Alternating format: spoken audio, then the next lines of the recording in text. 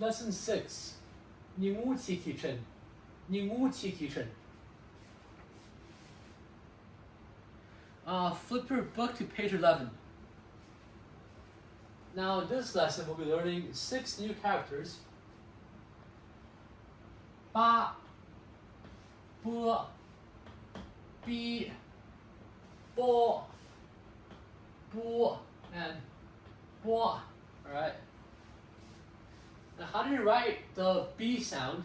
Well, you first draw a straight line at the middle column, and then you draw a semicircle that touches the second column, but it doesn't cross it. And then the semicircle goes back to the top of your straight line so that it closes the gaps, and then it's actually a semicircle. And then you move to the right, and then you draw another semicircle, but one that's larger than the one before.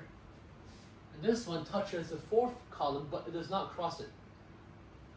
However, you have to leave a gap between the straight line and your little tail, to the tail that crosses the center column.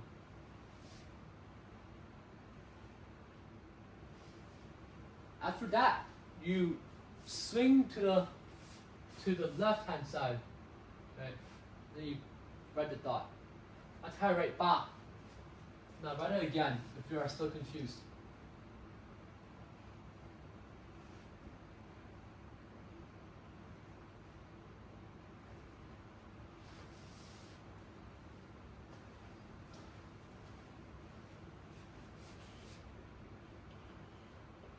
Ba. Semicircle, bigger semicircle, tail, swing to the left. Ba, right?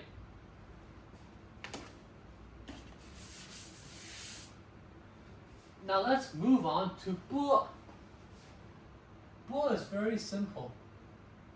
It's just ba, but that dot isn't very obvious. It's just ba, but with a dot. The dot is placed at the middle part, to the right side, at the middle part of the bigger semicircle.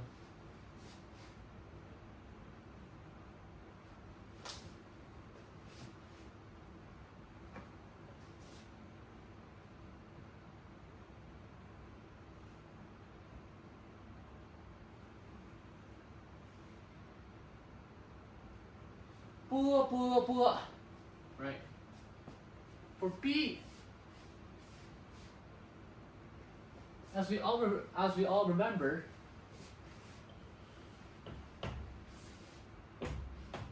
E is written like this. Right. Now B is semicircle, but then instead of sliding, you make a long tail, and then you draw the same curve as E. This is because they both have the E sound. So you can kind of break it down to 2. That's how I like to interpret it. The upper part is the B sound, and the lower part is the E sound. That's how you write B.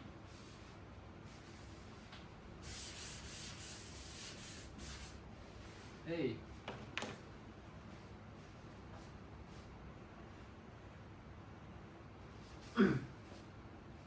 This is not. This doesn't have to. You don't have to write it like this, but then to make it look prettier, you can choose to. You can choose to shorten the horizontal distance of the last curve, such that it doesn't touch the fourth column. Rather, it stops.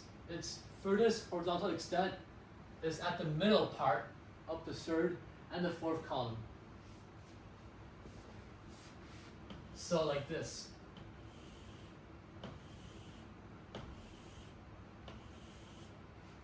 That's too small, so I'm not sure if you can see it clearly, but I'm going to write it again here. So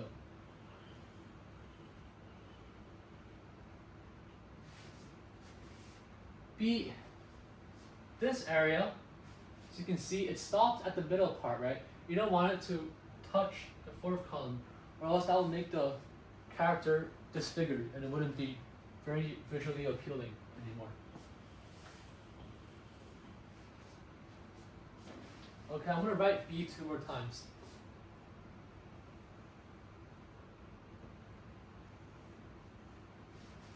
B, B, B. Bo and bu and bo follow the same pattern, but they are quite distinct from ba, bo, and bi.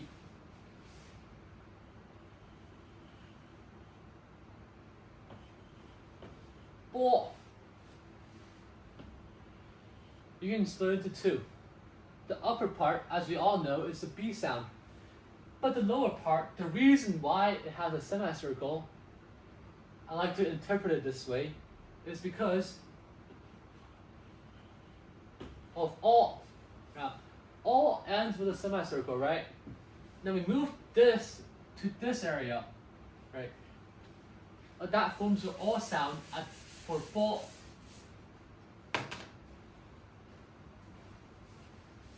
So, semicircle 1, big semicircle, and semicircle 2. You want to make sure that the sizes of these two semicircles are the same, or else the letter won't look very pretty.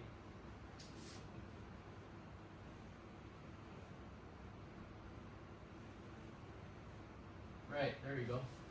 Bu is very simple. It's ball.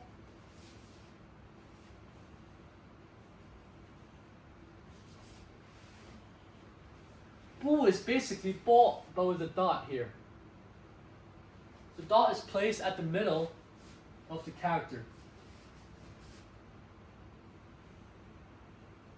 Oh, that's an ugly B.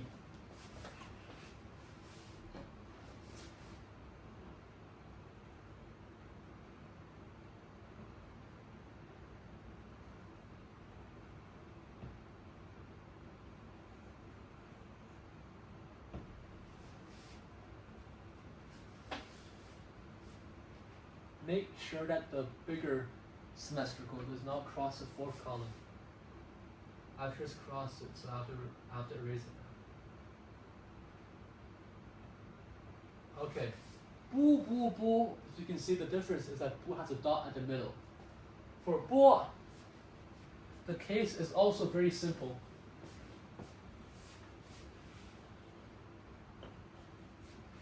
It's bo. But instead of stopping here, go down and you form a little hook, similar to the one that's observed in o. So, bo vs o, different head because it's the B sound, but then the ending is similar because they both have a hook. And the hook means the o vowel. So, bo.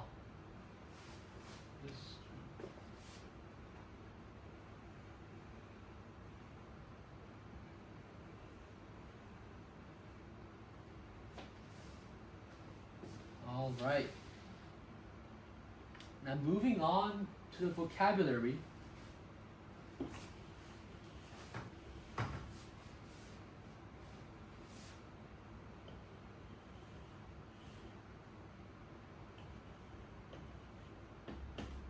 Ba means place.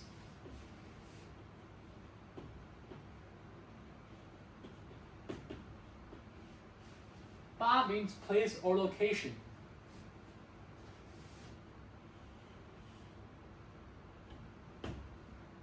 Bu. Bu means we. But this we is exclusive, okay? And lastly, bi.